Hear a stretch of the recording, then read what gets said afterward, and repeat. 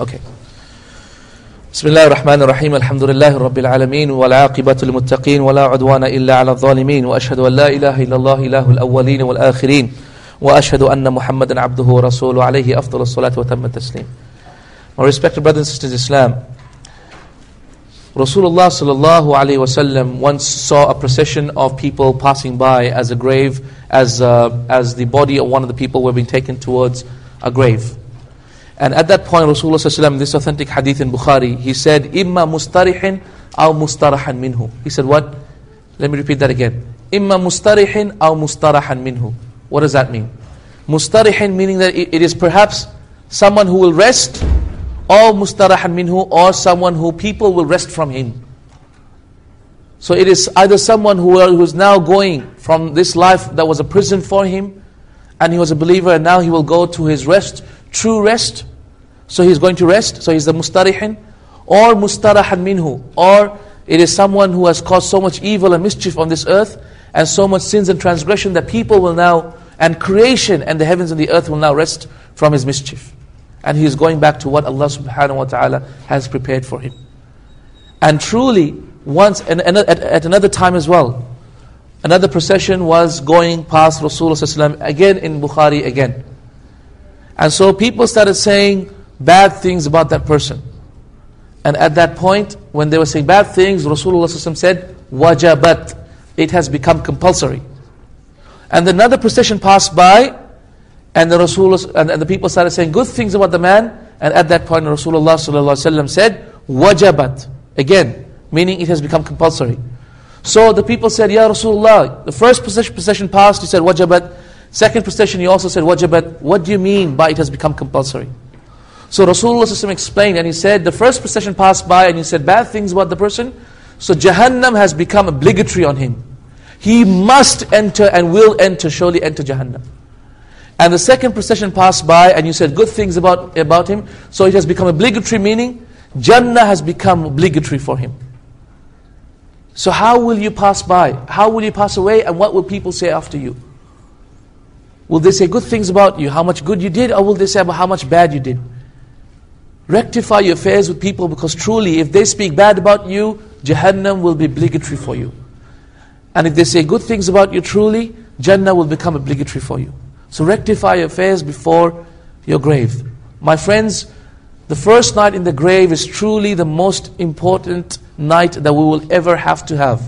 Why? Because truly this is our hereafter. Because you might be thinking, okay, hereafter we're waiting for the blowing of the horn. Once a group of people came to Rasulullah sallallahu alaihi wasallam, as in the authentic hadith in Muslim, and said, "Ya Rasulullah, mata as-sa'a?" Ya Rasulullah, when is the hour? At that point, Rasulullah sallallahu alaihi wasallam said, "The youngest amongst you will not grow old except that your hereafter will have started already."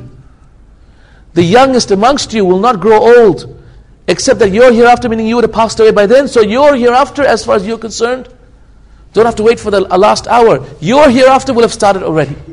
Because your hereafter is with your death. Do not await the blowing of the horn, it's with your death. As soon as you die, your hereafter will have started already. And once the Prophet ﷺ, as in an authentic hadith again in Bukhari, and this is all reported in the Kitab al-Janaiz of al-Bukhari, the chapter of funeral processions and prayers. In that chapter, Rasulullah ﷺ, he came out of his hut, and he was crying so much that his eyes had become red. And he came to the people, and he said, "Lawla Allah tadafanu." Were it be that you would never bury your dead, la da'utu Allah liyusmi'akum min adhab al-qabr alladhi asma'. I would have asked Allah to let you hear of the punishment of the grave from what I hear. On that day, as Fathul Bari Ibn Hajar rahimahullah mentions, in this verse, he's saying that on that day, people will be punished so much so that Rasulullah could hear they scream so much that he could not sleep all that night. And he was crying all that night. And as a result, he came out and this is what he said. Ya salam. It is for this reason why a lot of the animals, for example, are the ones who can hear the screams of the people who are being punished. And yet we humans do not hear that scream. In another authentic hadith in Musnad Imam Ahmed, Rasulullah sallallahu alaihi wasallam, he was passing by a grave and he was on his horse. And as he was passing by the grave, the horse started to jump up and down and started to throw Rasulullah sallallahu alaihi wasallam off its back. And at that point, Rasulullah understood and knew that grave was one of the people that he knew. And he started to cry, and at that point he told his companion, said, Ya ikhwani, oh my friends, لِمِثْلِ هَذَا فَأَعِدُّ. For the example of this, prepare yourself.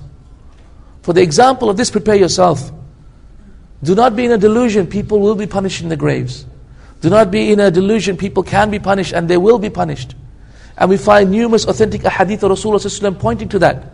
In fact, in the Quran itself is an indication that people will be punished in the grave.